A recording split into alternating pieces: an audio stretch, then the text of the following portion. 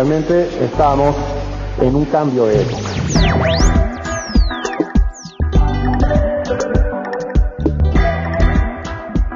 Vamos a dar inicio justamente con lo que es una de las preguntas del evento: ¿dónde estamos parados?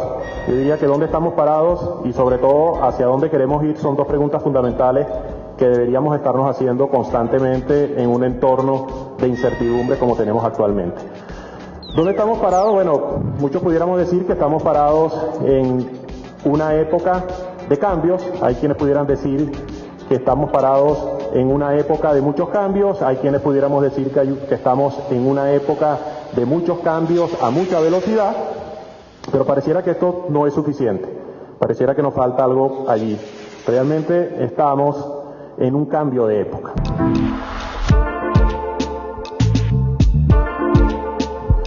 El tomar conciencia de que estamos en un cambio de época pues implica muchas cosas, obviamente, entre otras, ¿por qué estamos en ese cambio de época?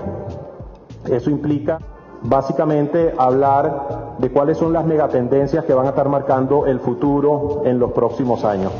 Esas megatendencias, si las tomamos en cuenta, nos va a permitir gestionar mucho mejor lo que es la incertidumbre. Una de ellas es el cambio climático y la escasez de recursos. Otra, el cambio demográfico y social, cambios en el poder económico. En las próximas décadas se estima que China e India pasan a ocupar la primera posición económica a nivel mundial, desplazando a Estados Unidos. La rápida urbanización, se estima también que en las próximas décadas entre el 60 y el 70% de la población vivirá en las ciudades. En realidad, si vemos estas megatendencias, pudiéramos decir que de alguna u otra forma siempre han estado presentes desde la prehistoria, de alguna u otra forma. El tema del cambio climático, quizás en estas circunstancias tenemos mucho más conciencia de la que teníamos en el pasado, pero el cambio climático siempre ha estado allí, y si no, preguntémoselo a los dinosaurios. Ahora, ¿cuál sí no ha estado presente y es la que hace el cambio fundamental? La irrupción tecnológica. Ese es el gran protagonista de esta nueva época, que todo lo está transformando. Y cuando decimos que todo lo está transformando, eso implica la creación de nuevas regulaciones para poner orden en esa irrupción. Eso implica empresas de las que posteriormente les estarán hablando. Eso implica conflictos comerciales, desastres naturales.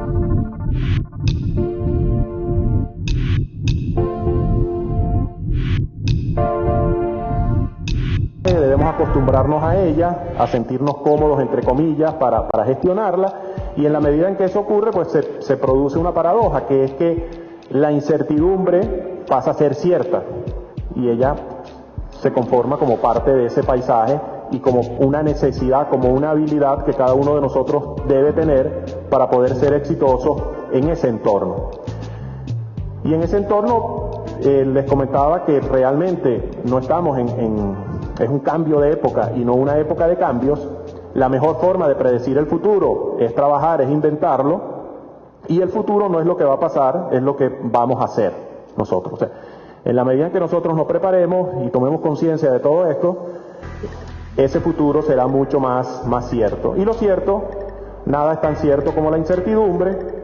Tendemos muchas veces a resaltar más los aspectos de incertidumbre que aquellos aspectos que conocemos y que podemos gerenciar, y en general hay más aspectos ciertos que inciertos. En un mundo, y en Venezuela pudiéramos decir, hay una expresión que en los últimos años se ha puesto muy de actualidad, que es decir que estamos en un entorno VUCA, que son las iniciales en acrónimo de las palabras en inglés de volátil, incierto, complejo y ambiguo, y que se requiere inmensas dosis de resiliencia. Resiliencia no solamente es resistir, esto es prepararse para esas mejores oportunidades para evolucionar en forma positiva y favorable. Y entonces, bueno, en ese entorno donde todos buscamos certidumbre, esto pudiéramos decir, si quisiéramos simplificar estos conceptos, pudiéramos decir que hay básicamente 3 pasos fundamentales. Primero, tomar conciencia de ese entorno. Es un entorno complicado, adverso, hay que tomar conciencia del mismo. ¿Cuáles son mis limitaciones? ¿Cuáles son mis fortalezas? Y a partir de ahí aprovechar las oportunidades que el mismo me pueda dar. El siguiente aspecto es prepararnos. Si tomaste conciencia de que es una situación complicada, bueno, ¿qué vas a hacer? ¿Cómo te vas a preparar para aprovechar esas oportunidades?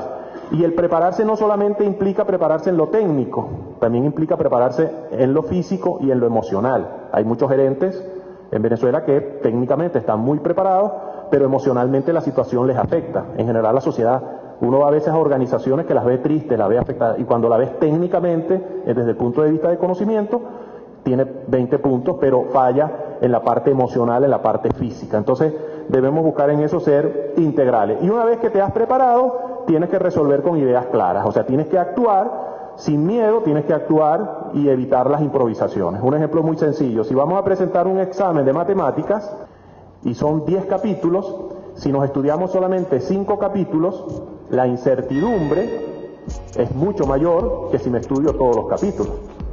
Vas al examen diciendo, ojalá que no salgan las preguntas de los capítulos que yo estudié. Eso no nos ha pasado a ninguno de nosotros, es un mero ejemplo.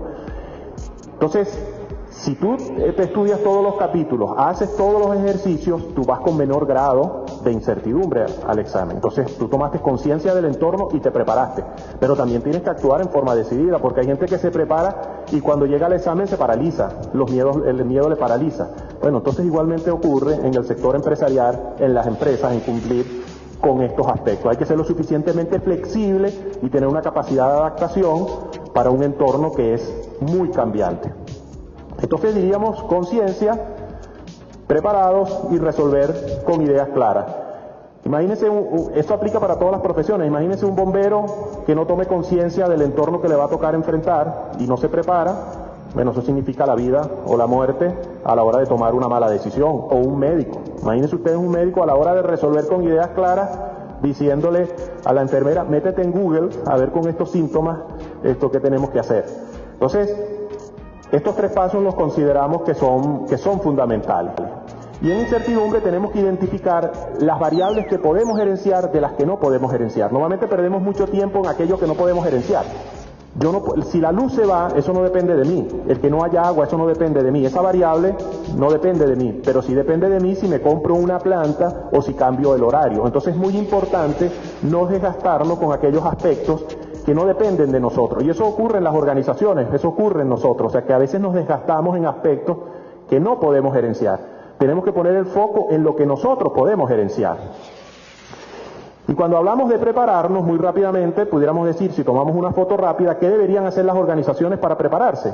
Bueno, las organizaciones deberían asegurarse de tener, por supuesto, que una gestión eficiente, que haya los controles adecuados, que se cumpla con las distintas leyes que están en vigencia y que haya una rentabilidad. Pero debemos pasearnos por todos estos temas. Nuestros procesos deben estar adaptados a las circunstancias actuales, el talento humano, debemos asegurarnos de que tiene el suficiente grado de compromiso con la organización. Eso no se hace por decreto, eso hay que ganárselo. Normalmente decimos, bueno, es que los empleados no tienen compromiso con la organización. Tú dices, bueno, y nosotros lo tenemos. También tenemos que hacernos la pregunta. Es recíproco. La tecnología, se va a estar hablando durante el día de hoy, por razones obvias de tiempo, no me voy a detener en ella. Usted debe contar con un gobierno corporativo adecuado. La sostenibilidad es un aspecto fundamental. O sea, hay que asegurarnos de que la próxima generación esto también disfrute de los beneficios. Innovación debe estar allí siempre presente, nuevos servicios y la estrategia. Y eliminar aquellas frases que son terribles en nuestra cultura, de que según vaya viniendo vamos viendo, en Venezuela 2 meses es largo plazo, un día a la vez. Eso es terrible, un día a la vez. Eso es entendible cuando usted está en una fase terminal, eso es entendible, pero no puede ser la cotidianidad un día a la vez. Cuando ya hablamos de que hay unas megatendencias, o sea, de que hay un futuro que usted puede planificar en el mediano y en el largo plazo. Pero sin lugar a dudas que el centro de todo esto tiene que ser la gente. O sea, usted podrá tener la mejor tecnología, los mejores procesos, pero el centro tiene que ser la gente.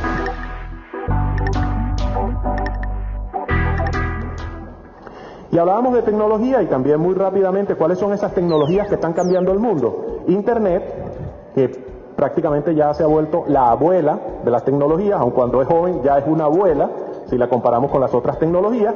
Tenemos la realidad aumentada, la realidad virtual. Aquí hay muchas oportunidades para las organizaciones. Ya usted hoy puede ir a Estados Unidos y probarse en forma virtual un traje. Se lo prueba, no me gusta, me lo cambian. Este me gusta, tráemelo para probármelo ahora de verdad.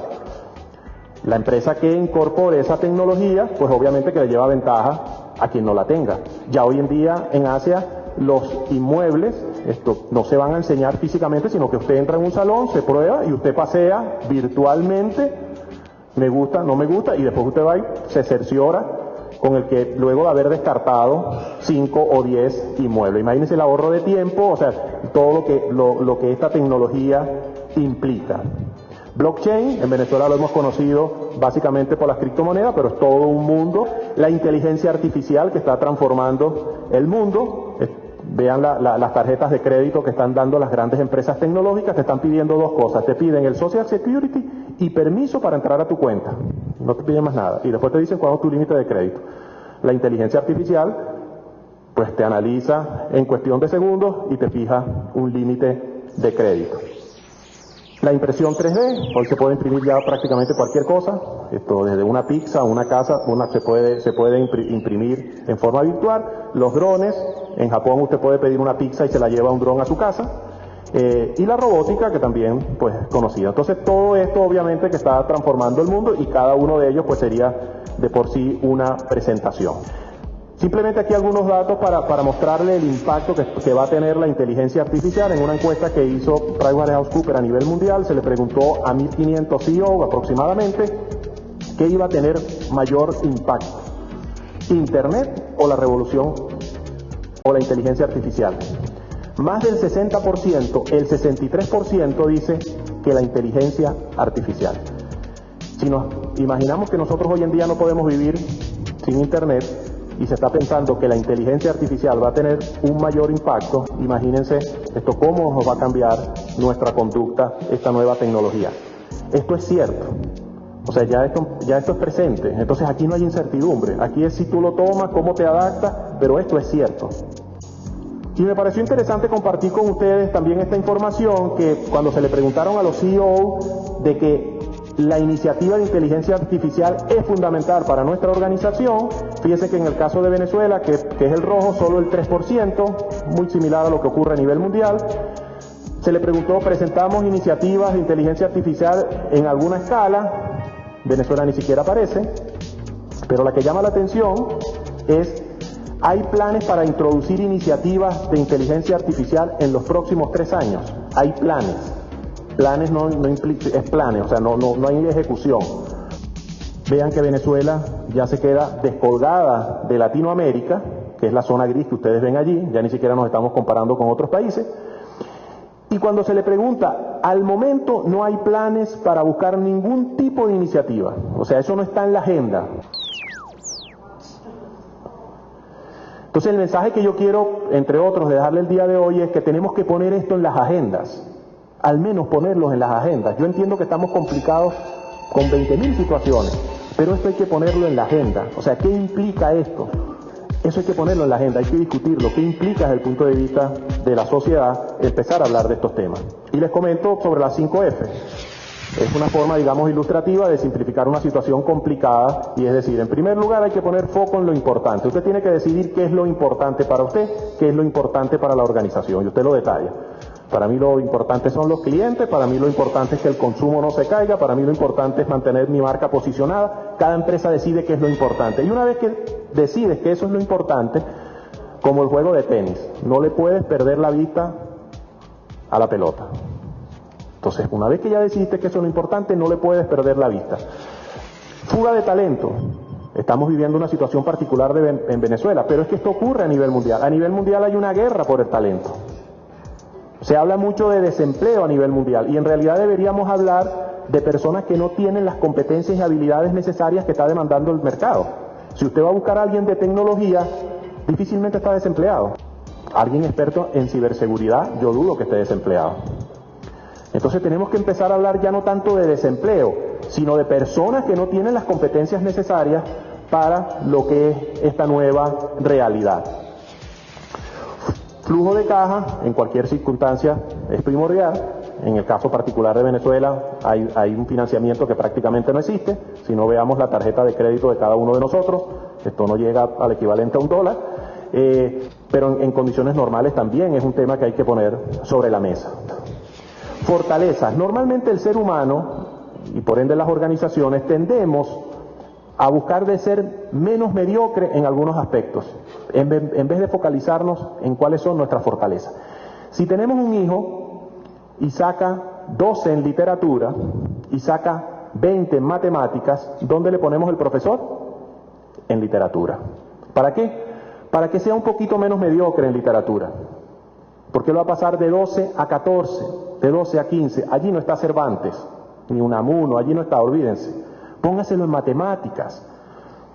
Si tiene solo para pagar uno, si luego quiere y le sobra para pagar págale también el otro. Pero ponga donde él tiene sus fortalezas. Igual ocurre en las organizaciones. ¿Cuáles son mis fortalezas? No te dediques a aspectos que tú no eres fuerte en ellos. Porque lo que te va a permitir superar la crisis son tus fortalezas, no el ser menos mediocre en tus debilidades. Y el futuro. No debemos olvidarnos del futuro. ¿Y el futuro qué es? Hablar de la transformación digital. El futuro qué es identificar la brecha entre las competencias que tienen nuestros empleados y las que deberían tener para afrontar esta realidad. Entonces, lamentablemente, en los países latinoamericanos, para ni siquiera hablar de Venezuela, hablamos más del pasado que del futuro. Si ustedes ven las horas de educación básica y de bachillerato que dedicamos a hablar de historia, y yo no estoy diciendo que hablar de historia no sea fundamental, lo que estoy diciendo que lo es más hablar del futuro. La sociedad habla mucho de planes de pensiones todo el tiempo, pero nadie habla de planes para becas para los jóvenes. Ese es el futuro. Entonces hay que hablar más del futuro que del pasado. Y repito, en el caso de Latinoamérica en particular y de Venezuela hablamos mucho más del pasado. Como anécdota, veamos todos nuestros billetes. Todos nuestros billetes son alusivos a héroes del pasado. Usted va a Asia y los billetes no hacen alusión al pasado, hacen alusión al futuro. Entonces, el futuro es fundamental, sin lugar a dudas. Para ir concluyendo, es importante alinear estrategias, indicadores de gestión y el balance scorecard. A veces te pagan un bono por ventas y cuando te dijeron que ventas no era lo fundamental, sino que era retener al personal. Entonces hay que alinear todos esos aspectos. Valores igual a conocimiento más habilidades por actitud. Usted podrá tener todos los conocimientos del mundo, todas las habilidades del mundo, pero si la actitud es cero, eso da cero. Entonces la actitud es fundamental. La actitud es fundamental. Una cosa es el servicio y otra la calidad del servicio. Yo estoy dispuesto a tolerar ciertos defectos en la calidad del producto si la atención es buena. Entonces la atención también es fundamental. Ahí tenemos los venezolanos mucho por aprender en cuanto a mejorar en esos aspectos que dependen de cada uno de nosotros. Por supuesto que tenemos que entusiasmarnos. El talento no es lo que se aprecia, sino que no se aprecia, se deprecia. Estamos frente a una nueva realidad. Promover una cultura de innovación. Las megatendencias generan certidumbre sobre lo que va a pasar en el futuro. Cuide el talento, evite la descapitalización del conocimiento de su empresa. Talento y conocimiento lo vamos a necesitar para superar la crisis y para gestionar sin duda un mejor porvenir. Y ese mejor porvenir, esta foto que ustedes ven allí de gente muy involucrada con la tecnología, que está asociado con el porvenir, sin lugar a dudas que requiere de entusiasmo, de talento, de actitud e innovación. Sin esto no hay forma de vencer la incertidumbre. Y requerimos en las actuales circunstancias una gran dosis de entusiasmo, de talento y de actitud de innovación. Entonces es importante que fortalezcamos nuestras marcas. Si no fortalecemos nuestras marcas no vamos a poder exportar. Nadie quiere comprar un producto que está asociado con algo que no es positivo. Porque al final hablamos de irrupción tecnológica, pero la mayor de todas las disrupciones es la motivación y la pasión. Esa siempre ha estado presente y a esa nadie le va a ganar. Si nosotros tenemos motivación y pasión, es decir, sensación intensa e impositiva de lo que hacemos, en la medida que nosotros tengamos eso, tenemos la mitad del juego ganado. En ese entorno, ese es el gran reto que tenemos. Esto es una imagen de Caracas, pero que pudiéramos decir perfectamente que es la imagen de Venezuela. Allí detrás de esas nubes está el Ávila. Es circunstancial que no estemos viendo el Ávila, es circunstancial que estén esas nubes allí. Pero si nosotros logramos cambiar nuestros paradigmas, si nosotros logramos cambiar nuestra cultura y hablar de futuro, esa imagen es posible transformarla por esta. Ese es el reto, pasar de esta a esta. O sea, cada uno de nosotros tiene que controlar nuestro metro cuadrado. Si usted es el mejor en su metro cuadrado, cuando hagamos la sumatoria de todos los metros cuadrados, tendremos una mejor Venezuela. El echarle siempre la culpa al otro, lo aprendemos desde pequeño. Desde pequeño, cuando salimos mal en el examen, llegamos a la casa, mamá, salí mal, ¿y es culpa de quién? De la maestra que la tiene agarrada conmigo. Y llega el papá y el niño salió mal, pero es la maestra que la tiene agarrada con él. Y después llegamos a bachillerato y es la profesora. Y después llegamos al trabajo y él es jefe. Es el jefe. Y así vamos escalando, y después es culpa de Bush y del imperio y de algo. O sea, nunca asumimos nuestras responsabilidades. Por supuesto que hay responsabilidades mayores y menores, pero la de mi metro cuadrado es mía. Si esta charla es buena o es mala, yo no le puedo echar la culpa a más nadie, es mi responsabilidad. Bueno, y ustedes que lo aceptan y no se van, pero es nuestra responsabilidad. O sea, el que este evento sea un éxito depende de nosotros. En la medida que nosotros tomemos conciencia de eso, sin lugar a dudas, que esta Venezuela que está allí, esa Venezuela es posible. Esa es la Venezuela que todos queremos. Pero va a depender de todos y cada uno de nosotros. Y yo no tengo duda de que personas como ustedes que están acá, trabajando por Venezuela, poniendo el foco en lo importante, preparándose para ese mejor futuro, eso es posible. Pero nos lo tenemos que creer. Ustedes no ven ningún entrenador que cuando su equipo sale al terreno de juego le dice, seguro que este juego lo perdemos.